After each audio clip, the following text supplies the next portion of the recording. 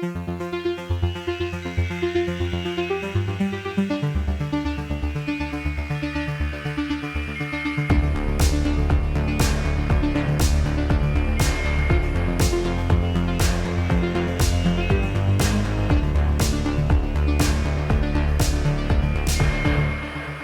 everybody, and welcome back to another episode of Every Horror Movie on Netflix, the podcast where we watch, review, and discuss every horror movie on Netflix. I'm Patrick, and I'm back with Allison with an I. Hi. And Allison with a Y. Hello. Hello.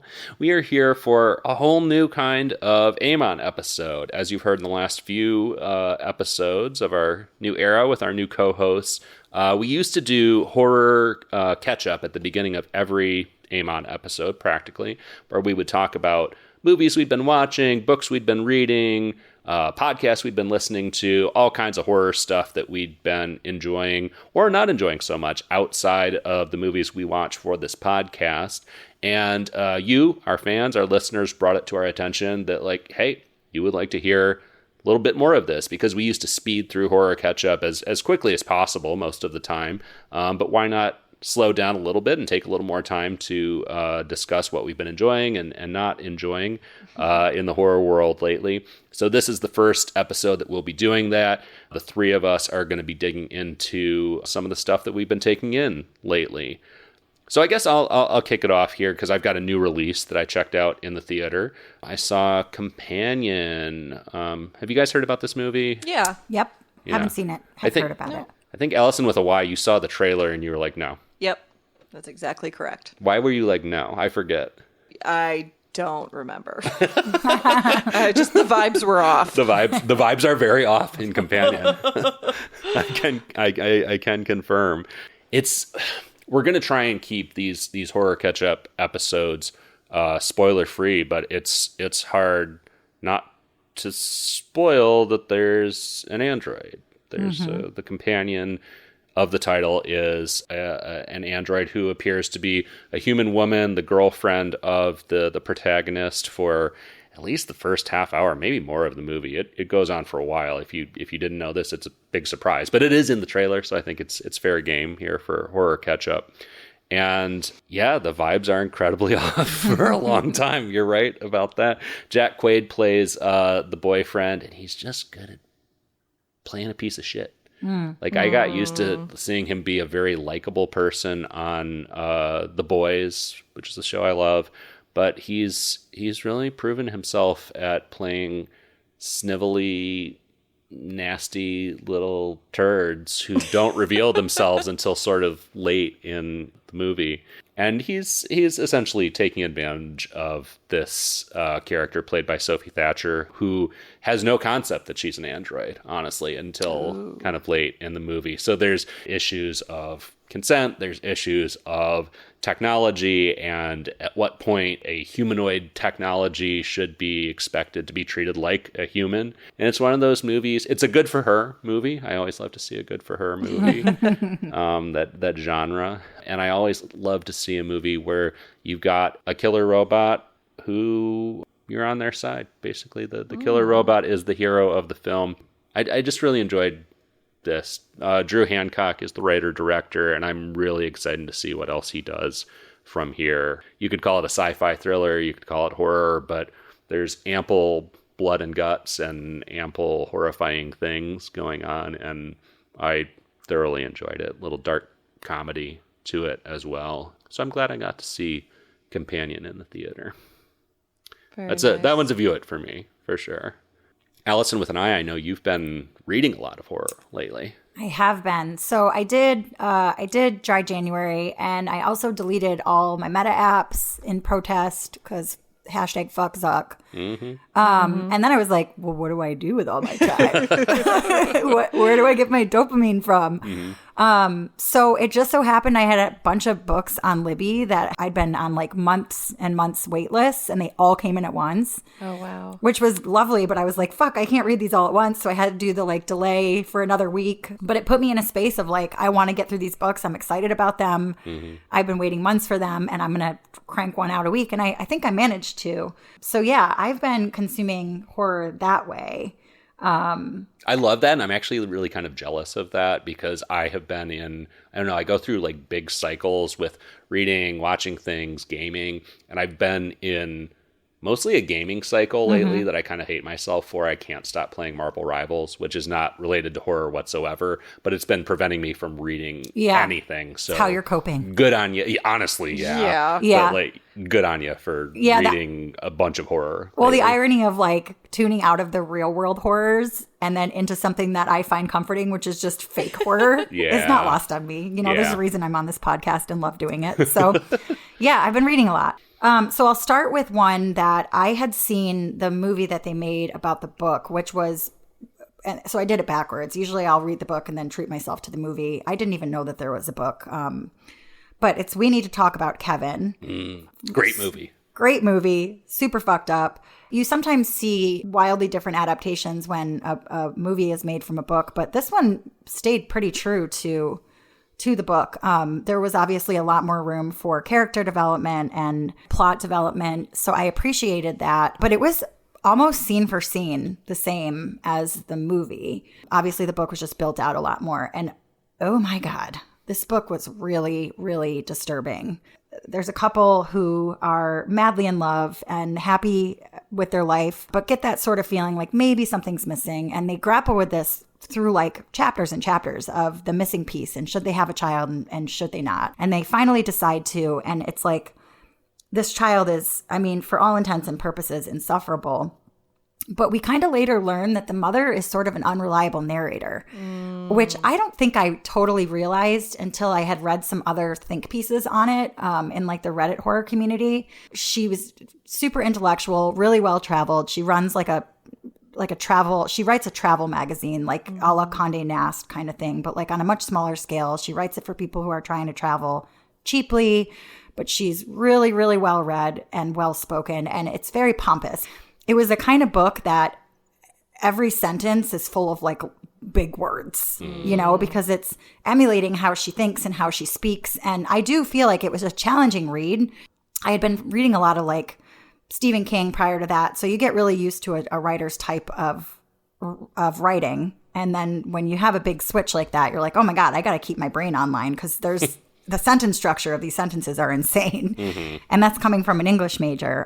So that alone kept me kind of, you know, interested in the book. But basically everything that can go wrong goes wrong with this child. And he ends up just being the bane of this mother's existence. And they just fucking hate each other. So if you've seen the movie, it follows the book pretty religiously. If you haven't, the book is really heavy. It touches on complicated familial relationships, complicated parent-child, mother-son relationships, marital relationships. And then I won't spoil it for you if you haven't seen the movie or read the book, but there is a really jarring twist towards the middle of the book. The second half of the book is how the mother grapples with this and how the family grapples with it. It's very violent, very related to very realistic real life violence. Horrors. I don't want to like issue a trigger warning, but almost it's very real. It's very real. It's very violent. It involves school kids. We'll just say that because there should be a little triggery warning around that. But wow, I mean, I finished that book and just felt so many complicated things, you know, like as a mother to a teenager, my daughter is not insufferable and she is my daughter, not my son. We have a very good relationship, but it just, there's almost something for everyone to relate to that makes you feel some big feelings. So this book is not for everyone. It's really bleak and sort of traumatizing. There's not really a happy ending. You don't really get like I feel a little bit better now. It's just sad. That sounds fascinating, and it makes me want to both read the book and revisit the movie, because I like the movie a lot, and this may just be selective memory, but I remember the movie being very focused on the kind of traumatic event that we just referenced, but aren't going to spoil here on the podcast. And I'm really curious to get more in that mother character's head, because I don't remember getting as much of that unreliable narrator energy from the movie, and it sounds fascinating. I don't think they had the time to really build that out in the movie. Yeah. So you get a lot more depth from the book. I think I know what you're capable of tolerating as a person because you're my friend, but I think you could handle it. Yeah. It's certainly not for everybody. I think a lot of people on the Reddit community were like, that book really fucked me up or I felt really dark like in my soul for days and days after reading it. I didn't feel that way because I think I'm a bit desensitized, but same. But yeah, unfortunately, but no doubt like it's heavy. So maybe, I don't know, maybe read at your own risk. That's not really one of our rating systems, but fuck it. It's a book. It's different. It's different format. View at your own risk. Yeah, view at your own risk. Exactly. I think that movie, I mean, we need to reference the fact the movie stars goddess Tilda Swinton. And John C. Reilly. Oh, I forgot that he was as the father figure in a not one line of comedy. He's a very talented dramatic actor. Versatile. He is. And also Ezra Miller, I think that was the first thing I saw them in. Very, very cool cast and awesome director too. Lynn Ramsey is incredible. What else have you been reading, Allison, with an eye?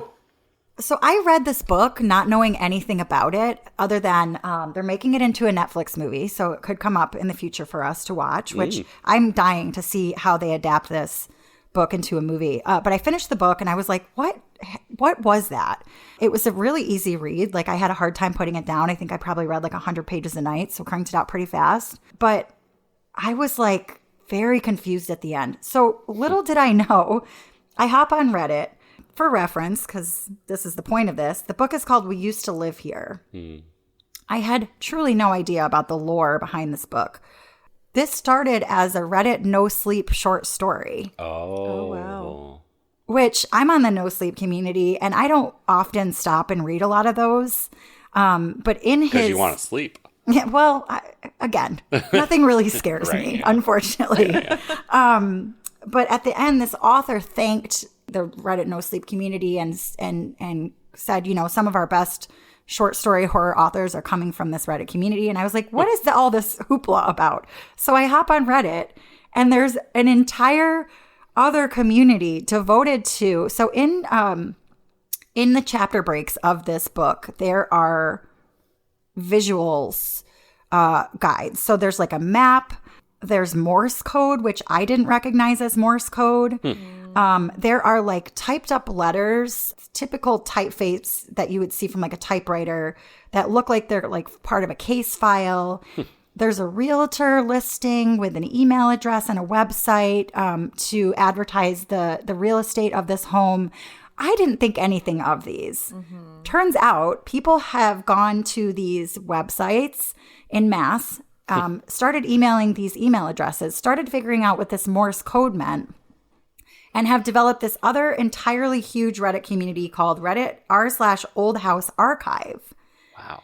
And people have started writing back to them. And there's like this, now there's this game happening. And this is all specific to this one book. This is all specific to this one book. Wow. So this is part of what I'd never heard of this before, but called an ARG, an alternate reality game. So it's almost like LARPing for literature. Yeah. But there are like emails that are coming back to people and they're just getting like a 1/88th of a picture that's like been put through a shredder, and people are putting these things together. Oh my God. And it's becoming this whole thing. Is the author orchestrating this, or who's like responding to people? You know, I truly don't know because I spent like maybe 2 hours trying to figure it all out, and this shit is deep. So for any of our listeners who have gone down this rabbit hole, if this is a thing that you guys are interested in, like tell us about it on Discord. I don't know. Like I'm kind of dying to talk about it and just learn a little bit more. I'm not dying enough. Like I had the book for another 7 days and I was like, should I read it again? And then I was like, I got other books to get to and there's a long line for this. I think I waited 3 months for this book. So I gave it back and thought, I'll just get to it again when I can. But it was so cool to finish up and then realize like I had no idea what I was walking into. Wow. But I do want to read it again. It's not very long. I think it's like 300 pages or something. So what's the like premise of the book itself? Yes, of course. So a young queer couple who flip houses can't believe the killer deal they've just gotten in an old house in a picturesque neighborhood. As they're working in the house one day, there's a knock on the door. A man stands there with his family, claiming to have lived there years before and asking if it would be all right if he showed his kids around. People pleaser to a fault, she lets them in, and as soon as they enter their home, inexplicable things start happening. Ooh. So that's the very much like framework of it. And it's cool, right? Like it speaks to things that Allison with a Y likes, and I like old spooky houses. Are they dead? Are they not dead? What's the deal? There's a kid that goes missing while she's playing hide and seek, and then they go in the basement, and like the basement becomes later in the story like this labyrinth time warp. I don't even know. It's not even a spoiler. It's just like I still don't even know what the spoilers are because I'm genuinely confused. But there was a lot of like time shifting and like portals, playing with different dimensions, and who emerges at the end of the book as their real selves and who emerges as their fake selves. I still can't decide if I liked it or not, because I feel like if you need all of this other, I don't know, subtext or the context around a like story, supplementary material. Yeah, supplementary material, then maybe it's not for everybody. But I am dying to see what they do with the movie. And I think that's coming out like in 2025. Like I think they're working on it right now. So excited to watch that. I don't know. I'd actually be interested to hear what other people think about this book. That is fascinating. I am very intrigued by this. Me too. Well, get on Libby. There's a 3-month wait. I don't want to fixate on this too much, but so in your experience with the Reddit community, are you learning more about the events of the book or understanding the book better as a result of whatever people are pulling out of this supplementary material? So the initial Reddit search that I did was I just searched Reddit for We Used to Live Here. And then, of course, it brings up a lot of different threads about in the Reddit horror community. So I read a lot of those where people that thought about this a lot longer than me and maybe had more time to think about it had broken down some of their theories about some of the events that took place. But one person said, oh, by the way, this is related to a whole other Reddit community that goes way deeper. So in the first sweep of this, I got a lot of my questions answered. And I don't think that there are right or wrong answers. I think a lot of this book is left open to interpretation. I think that's how the author wrote it. So I got a lot of my suspicions confirmed or confusion cleared up. And then somebody deep in a thread was like, this is actually related to a whole other thing. So then I hopped over there and was like, this is crazy. And I felt more confused, you know? Wow. So I don't know. Wow. Yeah. Huh. That's fascinating. Yeah. I love that people are digging into it that way and creating community around it. Yeah, and it's cool that it super came cool. from No Sleep, you know, like kind of slept on little community of horror writers. Yeah. Yeah, what about you, Allison, with a Y? You know, I haven't been taking in as much horror or spooky content specifically as I normally would because, you know, the horrors of the world and being human right now feels unnecessarily spooky. But Patrick and I did recently go to Disney World. The least spooky together. place The on least Earth. spooky place. Well, depending on who you are. Yeah. But true. it was really wonderful because I've been to Disneyland before. I've been to like Magic Kingdom and Disneyland, and I've said for a long time like I've wanted to experience Disney with Patrick because, you know, the magic of it. But specifically, I really wanted him to be able to ride the Haunted Mansion ride because the first time I went to Disneyland, I was 10 years old, and the Haunted Mansion absolutely like captured me. I was in love with this ride. It was I was a spooky child. So we've established this before. And I hadn't ridden like the Haunted Mansion before this trip as it's normally is as an adult since I was like 10 years old. So 25 years ago. Meaning because they reskin it at Halloween time every year with Nightmare Before Christmas. So you had that experience, but not like the standard Not like ride. the OG. Yeah. Is it a roller coaster? No. Okay. But it is such a fun ride. Anyways, Patrick, you were new to it. What were your thoughts on the Haunted Mansion ride? I was delighted. I loved it. It was actually my favorite thing that I did at Disney World, at the Magic Kingdom. And which the Magic Kingdom in general, I actually liked way more than I thought I was going to. It was way more just charming in general. But the Haunted Mansion was by far like the highlight of the experience. It's not like scary, but it has what Chris would call big Halloween energy. Yes. You sit in the little ride cars feel like a big sort of high-backed chair that spins around as you go through this mansion. And you see ghosts, you see a woman floating in a crystal ball. It's wonderful. You go through like a graveyard, and there's so many ghosts in the graveyard. I think they use a lot of the there's like a theme park ride illusion trick called, I think it's Pepper's Ghost, that they use to project things that look very much like ghostly apparitions.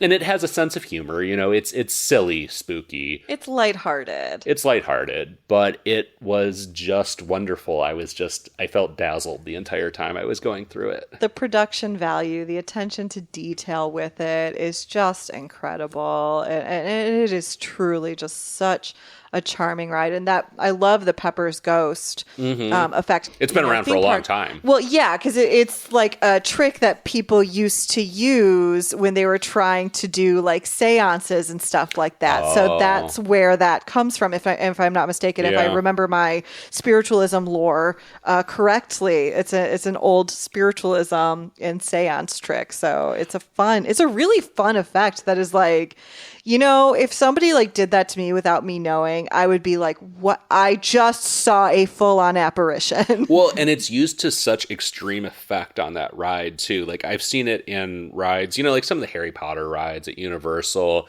You know, Dumbledore will walk in and tell you what's going to happen on the ride. And it's just like one character. But the Haunted Mansion, you like ride past rooms full of just ghosts everywhere. Like you float past a ballroom that's just filled with ghosts dancing. And again, the graveyard is filled with ghosts. It's so over the top. And I mean, and not to say that that's the only type of illusion or spooky thing that you see. You know, there's like busts that move and talk, and there's a door that breathes, and it's just like pulling out all the stops of all the fun illusions that you can do on a theme park ride and putting them towards spooky fun. Yeah. Yeah. Very spooky fun. Delightful. And like characters that I wanted to keep seeing. Like there's the Hatbox Ghost. The who's classic. Like, he's like carrying a head in a lantern, I think, or It something. kind of look, yeah. And I was like, I'm a big merch slut. Like I love merch. I love collectibles. And like recently I was literally on eBay, like, what can I get with the Hatbox Ghost on it? Because I was pissed that I couldn't find any Hatbox Ghost merch in the store. I was like, this thing is so cool. I just need like a little plastic Hatbox Ghost to sit on my desk and just like use that as like a totem of my experience with the Haunted Mansion for a month, and then put it in a cabinet for a couple years after that, and then send it straight out to the garage because I need to move other stuff into my hoarder space. But it was delightful. And so when we got back, I was like, I need more. Let's watch The Haunted Mansion from 2003 starring Eddie Murphy. And we watched it. It was fine. I expected it to be way more offensive than it was, frankly. Yeah. I mean, I watched it and I was like, I understand that this isn't like a, you know, the greatest film ever made, but there wasn't anything particularly offensive about it. Right. It was appropriate for a Disney live action film that was based on a light-hearted ride that was also like spooky themed. Like it hit all of those markers. So I wasn't quite sure why it got completely panned. So the movie was based on the ride. Yeah. Not the other way inspired around. by. Okay, Yeah. got it. There is that genre of late 90s, like early 2000s family comedy that's like fart jokes every other minute and just like a lot of scatological humor, which I mean, you know, fine. As I mentioned last episode, I love a good fart joke. But I kind of figured that would be like the vibe. And it really wasn't, which kind of surprised me. It's just kind of like an inoffensive family comedy about like Eddie Murphy's family, like just fraying the slightest little bit and then being brought back together by the Haunted Mansion. And the Terrence Stamp is in it, you know, fine. The kids are effectively like the heroes too. Yeah. And in that sense, it's like, I find it charming and it's an appropriate family movie. There's practically no reason for Eddie Murphy to be there other than for his name to be on the poster. It's just like you get so little of like what you want to watch an Eddie Murphy movie for, but it's like, fine, whatever. I'll never recommend it to anyone. I'll never watch it again, but I wasn't like upset that I watched it. Yeah. But you'd recommend the ride. Oh, of course. The ride is you better view it if you can. Oh, like, yeah. If you ever have an opportunity, absolutely. Yeah. If you ever have an opportunity to pay Disney fucking $500 or whatever you have to do to get in there for the day, like do it. And I would love to see the Nightmare Before Christmas version. It's pretty cool. That would be dope as hell. But Allison with a Y, while we were at Disney, you have a little horror catch up, like a real life. We always say, you know, maybe horror that you've been experiencing in real life, and you have that from our trip to Disney. A weird little story. So we went with Patrick's sister and aunt, and we were staying at like one of the Disney budget resorts because, you know, that's who we are. Patrick was like taking a nap or something. I don't know. Anyways, I was hanging out with Patrick's aunt in her room, and I see so weird to share this. I see what in my head in the moment was just like a glimmer of light. It was a long white line about the length of my hand just float down between, and Patrick's sister was there too, between Patrick's sister and floats down towards Patrick's aunt. And I think, oh, it's just a glimmer of light. Okay. And when I saw it, that's what I thought. And his aunt goes and looks down at her arm and looks at me and says, "Did you see that?" And I said, "What did you see?" And she says, "Well, I didn't see anything, but I felt it. It felt like water just splashed on my arm, but there's no water. My arm isn't wet." Weird. And I was like, "Stop it." What was the hotel? It was Disney's All-Star Movies Resort. Okay. So it's not like it's not like the oldest, but whatever, there can always be a traveling spirit. But Patrick's aunt is not somebody to just like. She's not a ghost person. Not at all. And it's always fun when you get a no bullshit person that gets spooked. And even she Feels was more like legit. talking about it as if something really weird had happened.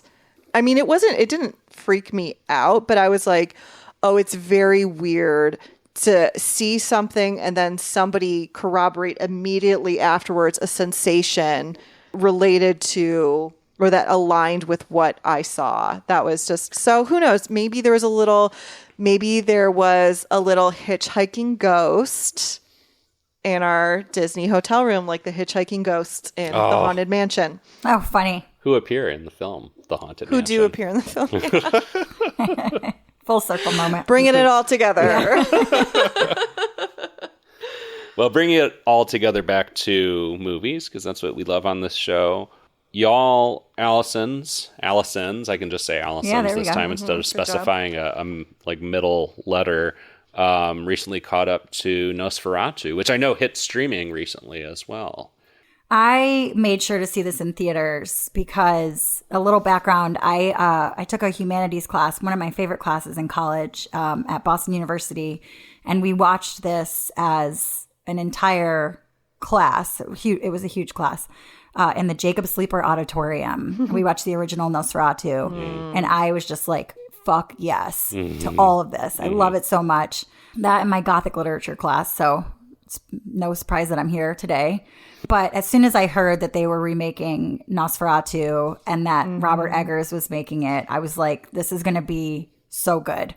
I hoped, but I couldn't fucking wait to see it.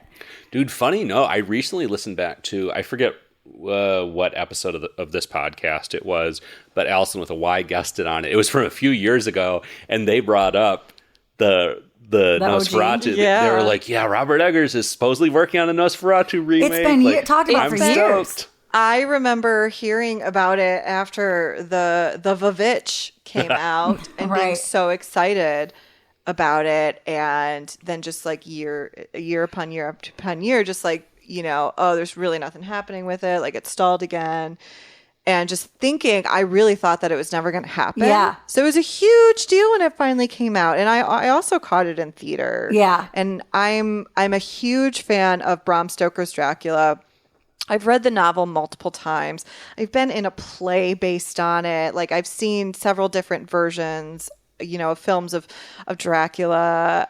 It's something that I absolutely adore. So I was super, super stoked about this. Also because of Robert Eggers. Like, it's a huge draw for it. Oh, yeah. Yeah, I think I love all of his stuff with the exception of The Lighthouse. And I can't tell if I just didn't get it. I loved can't. The Lighthouse. Me too. To be fair, I think I didn't pay that close attention during The Lighthouse for grown-up reasons. But I think I saw enough of it to be like, fuck this movie. So I really do feel like I should revisit it. I have questions for you after we're done recording. Yeah, okay. Yeah. So, but I was pretty sure he was going to do something amazing with Nosferatu, and I was really hoping I was right. And boy, was I. I loved it.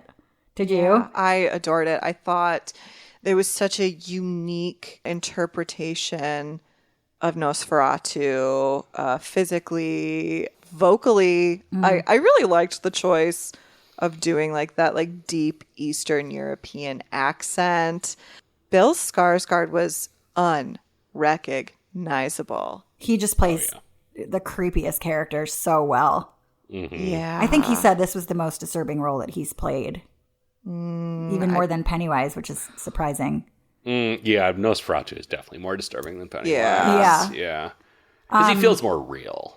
I mean, which is a weird thing to say because Nosferatu in this movie felt so campy to me. Like, this feels like the most campy thing Eggers has done. But, yeah, it still feels more of the world and more influenced by the style of the times, you know, whether it's the mustache or whatever, like this very odd appearance that we wouldn't associate with Nosferatu traditionally is very much influenced by like how this character would have looked at the time.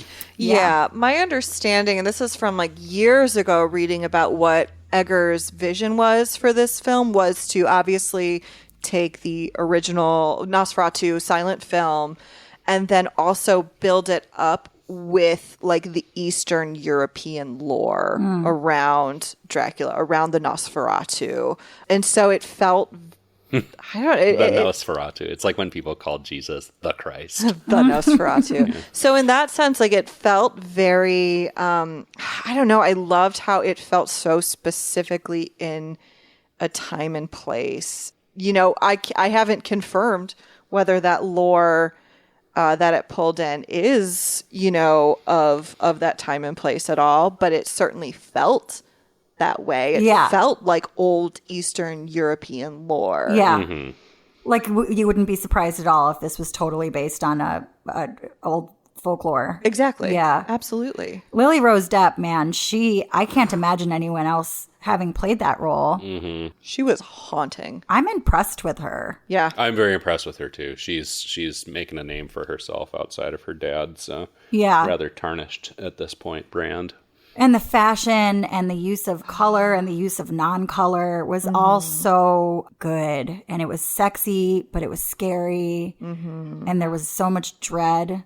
And there was like much dread. Conflicting feelings of like love and passion, and you empathized, you know, in a way that you're like, I didn't expect to feel that way. What a great movie. I loved it. It didn't disappoint after years of anticipation. Same. It worked well for me. Yep, same. High view it for me. Yeah, same. I forget if I have discussed my feelings about Nosferatu on the cast already or not. I enjoyed it. It's one where I don't necessarily see myself rewatching it. It was kind of like I enjoyed the immediate experience of it, and it didn't leave me with a lot to chew on or feel the urge to return to. Unlike, say, The Lighthouse or The Bavitch. But props to Eggers. Love that guy's out there doing his thing. Did you see The Northman, Allison with an I? Was that with Skarsgård? Alexander Skarsgård, yeah. One of the other ones. The other one, yeah. I know, what a powerhouse family. Yeah. I think I've seen The Northman, Okay. but I couldn't tell you what it was about at this very moment, but my instincts say yes. Okay. But I also thought that about Haunted House, so who knows? I'm an unreliable narrator. We need to talk about Allison with an I. Allison with an I, you and I have also both watched another semi-recent release, pretty recently. I just caught up to Smile 2, and I think you did as well, right? Or did you see that in the theater? I'm not sure. So I saw Smile 2 in the theater, and I have since seen it 3 times Oh. since. Oh. times. Wow. Since. Holy shit. How many times can I say since? Did you, so I assume you saw the original Smile. Of course, yeah. Big fan? Medium fan. Of the Medium original. fan. Yeah, I liked it. My daughter really liked it. So I took my daughter to see Smile 2 in the theater. Totally different experience. So completely overwhelming sensory overload in the theater with that soundscape and like the Dolby whatever the fuck they got going in theaters now. We walked out of the movie and my poor sweet angel child, who's, you know, she can handle a scary movie. She was full blown, like in the throes of I won't say panic attack, but she was completely sensory overloaded. Oh. And we were like going to get food afterwards, and we were just sitting in the restaurant, and she was silent and like so spooked, like every single noise around her, because the sound of that movie, which you get a little bit of when you're watching it at home, but again in the theater, it becomes this completely immersive thing. But the sounds are so jarring, and it's never quiet. It's almost never quiet, which is something that if you watch it again, maybe take note of that. Yeah. There's a lot of really grating, jarring sounds. That was very much my experience with Smile 1, which I did see in the theater. And I found it a really anxiety-inducing, genuinely scary movie. I was bothered by the way it ended. The original, I'm talking about the original, because that main character goes through absolute fucking hell. And I was just ready at the climax for it to be like, okay, she finally gets one up, and it didn't happen, and it pissed me off, and that's why I haven't revisited the first one. I had heard good things about the sequel, didn't get to see it in the theater, so I finally checked it out, and lo and behold, it's the same fucking shit. We have a great, strong female lead who I was very invested in. It's a great performance. I loved her. And we're going to keep things spoiler-free-ish on these horror catch-up episodes. So no real spoilers, but it doesn't end well for her either after a movie full of trauma. And trauma that has even preceded the events of the movie, too. And it was frustrating to me in the same way that I was frustrated just for that character, but also just on a franchise level I was frustrated because it's like, wait, you're just doing the same fucking shit as the first one.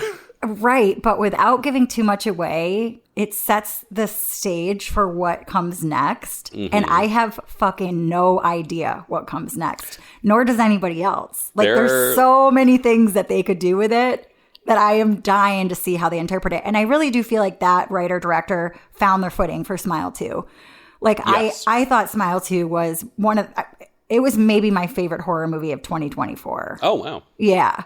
I loved it. I fucking loved it. That first scene that was shot in one shot. Yeah. Holy shit. Just like way to get the viewer, you're in this now. You're in this fucked up world now. And brilliantly picks up from the first one by going right back to a supporting character from the first one and just saying 6 weeks later. That's right. Exactly right. And again, I said it's horrifying. It is horrifying. It is an awful opening scene in the best way. Just so much tension and anxiety. Holy shit. Yeah. And it doesn't give you a breath again until the end of the movie. And even then you're like, what the fuck?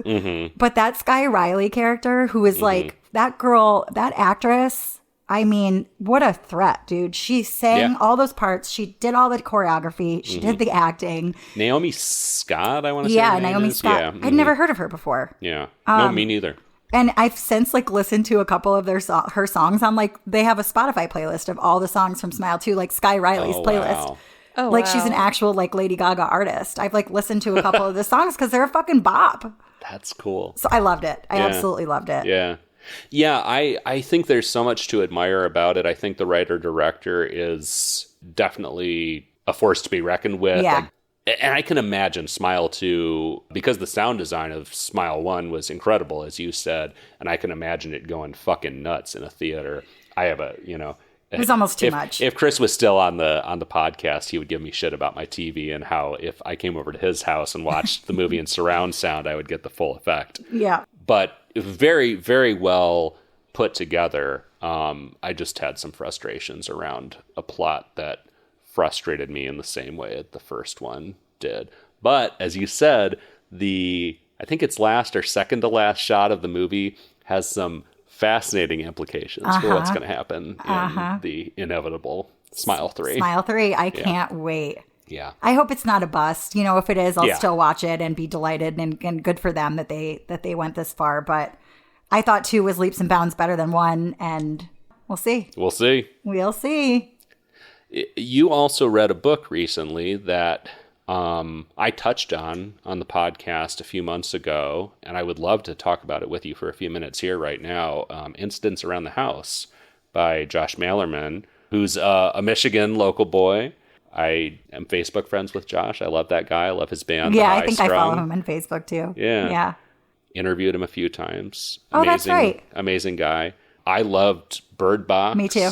The movie, not so much. Yeah. What did you think of his latest book? I liked it. I like his work, and I really want to like his work. So I think had he been a different writer and I not felt the Michigan like hometown boy connection to him, I might not have been as forgiving. I do feel like they overused a couple of themes too many times that really like lost its steam for me. I liked the story. It was a super quick, easy read. Did you like it? I loved it, actually. And it was, I've read not even close to all his books because he's so prolific, but I've read several of them. And this was my favorite by far, including Bird Box, which I really like. Yeah. I listened to the audiobook, which I think had a big impact. Did you too? I didn't, but I wanted to talk to somebody who did. So yeah, keep going with that. The narrator is like a preteen, maybe 14 or something in real life. And the protagonist of the book is a child. I don't know. How old do you think she is in the book? I forget. I'm sure She's 8. 8. Okay. And this narrator does a very convincing like voice of an 8-year-old. But also does convincing voices for the adult Mom and cast Dad, of the book. I just felt so immersed in this character's world, which was crucial because it's all from her first person point of view as she tries to make sense of this Entity? ghost entity that is Other haunting Mother, her which house. I was like, that's kind of a ripoff of Coraline, but okay. Other Mommy, yeah. Other Mommy, right. Yeah. I did think of Other Mother a lot. Other as I Mommy, was- right. Yeah. It's Other Mommy and Incidents Around the House, but I thought of Coraline a lot Yeah. too. Again, it's kind of an unreliable narrator. Yeah. Very unreliable narrator, actually, because you see her parents through her eyes. And this was one where I struggled with the ending, and I went to Reddit. We're going back to Reddit again. And I was really intrigued by some takes I read on there, which were basically that both the parents are pieces of shit, including the dad, who comes off as like the good cop. parent. Yeah, yeah. And it's like, no, these are both really selfish parents who are kind of leaving their kid in the lurch. Yeah. Fascinating to me on that level. It was. So it's funny. I recommended this book on, I think I made an Instagram post about it. And then a couple of my friends were like, I'm going to give it a shot. And one of my friends texted me and he was like, I just turned the audiobook on while I was working and I fucking can't with that voice. And it's so funny because before I recommended it, I had gone to Reddit because that's what I do. I read a book and then I want to know what everyone else thinks about it. And so many people were like, I can't with that voice. Oh, wow. So I haven't heard the audiobook version. I read it just myself, but now I feel like I need to. Because I mean, it sounds like a little kid. It's Yeah. a high-pitched little kid's voice. I could see how it would be annoying to people. As was far as I kinda know, like- she was nominated for like audiobook narrator of the year or whatever. There's awards for everything, but like she was nominated for something along those lines. that's cool. And I think she deserves it 100%. Yeah, I feel like I want to listen to even like 5 minutes of it just to Yeah. see, because now I feel like attached get to an the idea. story, Yeah. right? So I've already invested the time, and now I'm backwards engineering it. But I was bummed that it deterred people that I really genuinely thought would enjoy the book. So I was like, Yeah. well, just read the book, you know? It's right That there. surprises me, I guess, that it like fully deterred people from the book. I could see like not being into the voice for whatever reason, but I thought it was perfect. Yeah, Yeah. yeah, I enjoyed it. Yeah. Yeah, I think I read Bird Box, Mallory, and then this was my third of his. He's a good writer. Yeah. Yeah, Very talented. He's full of ideas and really clever ways of presenting them. Like he's always playing with form in really interesting ways, whether it's adjusting to writing a book from the perspective of people who are using every sense except sight, or writing a book entirely from the perspective of an 8-year-old girl. Right. I just think he's very clever and very given to sort of stretching himself in unique ways with each book. Yeah. Very brave. Yeah, for sure. Yeah. For sure. I liked it. I'd recommend it. Yeah. I did. Yeah. I did recommend Strong view it. Strong read it for me. Strong read it. There we go. Well, to bring this first episode length horror catch-up to an end, Allison with a Y, I know you have a look ahead to something that you haven't quite gotten to watch yet, but you're super stoked about. Yeah, so there is going to be early March a new season of Dark Winds dropping, and I think it's technically considered a thriller, but it's atmospheric. It's a little dark. It's a little spooky at times. There's certainly like supernatural elements to it. And basically it follows this group of Dene tribal police in the 1970s and strange happenings that are happening on a Navajo tribal lands. And they're investigating this stuff, and it's like, what is, supernatural? What is like bad people? And it's the first 2 seasons I absolutely adored. It stars my boy Zahn McClarnon, who was in Reservation Dogs. I've mentioned that I love that show. And Bone Tomahawk. Briefly in Bone Tomahawk. To our frustration. That there wasn't enough. Short, yeah. There wasn't enough, but you get plenty of him in Dark Winds. And the first 2 seasons are very well done. I absolutely adore them. I'm really, really excited about the 3rd season. So if you want to check out the first 2 seasons, at least, are on Netflix. I would recommend it. It's a pretty short seasons. I think I'm going to start that tonight. I'm very curious now too. I haven't seen it. Part of me thinks I've seen season 1, but I always think I saw everything I'm learning. Yeah, like a haunted house. Yeah, exactly. There's like 6 episodes in the first 2 seasons each, so it's That's very, my kind of show. Bingeable. Yeah, it's well done, well written, very effective. Highly recommend it. I think people who listen to this podcast would enjoy it for the atmosphere alone. Curious, what is Dene? Is that like a sub-tribe of Navajo? It's what they call themselves. Oh, so Navajo is like a white person name? I don't fully understand that. I just know that I've learned in more recent years that they prefer to be referred to as Dene. Got it. Nice. Good to know. All right. Well, that's coming out in March, right? Yeah, I think the first episode drops like March 8th or something like that. Nice. So pretty soon. All right. Well, I'm excited to check that out. I think that wraps our first episode length horror catch-up. We've milked almost an hour out of all the stuff that we've been watching and writing and experiencing and reading and whatever. So I think we'll keep doing this. Yeah, I think we'll that keep was doing it this way. Yeah. But before we wrap up here, we have a movie to pick, or a movie for the Wheel of Death to pick for us. We have to find out what we're watching for the next episode of this podcast. So we're going to roll out this super high-tech Wheel of Death that Chris left behind with us when he left the podcast. We're going to give it a little spin here and find out randomly what Netflix horror movie we will be watching, reviewing, and discussing next episode. So let's give this a spin. What's it gonna pick? Oh boy, give us something good. No whammy, no whammy. Oh. What? This is a classic Wheel of Death pick. This is the kind of shit that you get when you randomly pick a Netflix horror movie. We are watching Kaal, which is spelled Kaal. It is an Indian Hindi language Bollywood horror movie, according to Netflix. Phenomenal. And the synopsis, which is, we always provide this little bit of information so we know roughly where we're going from Netflix, is trapped in a national park, a tiger expert and a group of hunters turn to an enigmatic local for help when they mysteriously begin to die one by one. Honestly, I'm scared. I'm excited.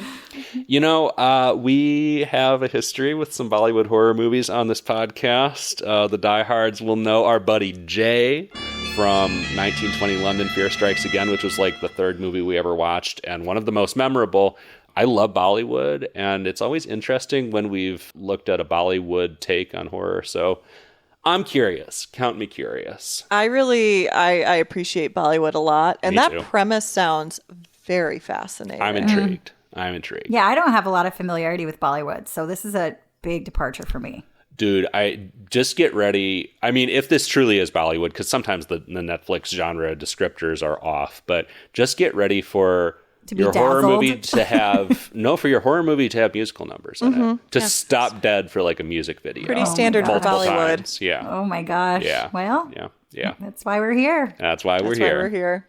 So we'll be watching Call next time, and we would love for you to watch the movie with us, join us for the discussion in 1 week. And until then, join us at everyhorrormovieonnetflix.com. Hit that merch store link and check out our t-shirts, coffee cups, and other fun stuff with Every Horror Movie on Netflix art on it.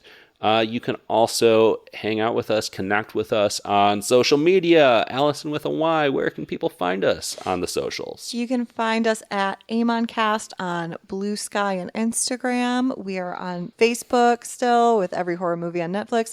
On YouTube now, where we are currently uploading all of our episodes. You know, you're not going to see us in them, but you can listen to the podcast on YouTube now. And we also have a little TikTok account at Amon Podcast, and we'll be uploading some content there. Feel free to follow us and interact with us. And also, if you have any suggestions for any content you would love to see from us on TikTok, let us know. Reach out to us. We would be happy to give the people what they want. While we still have TikTok.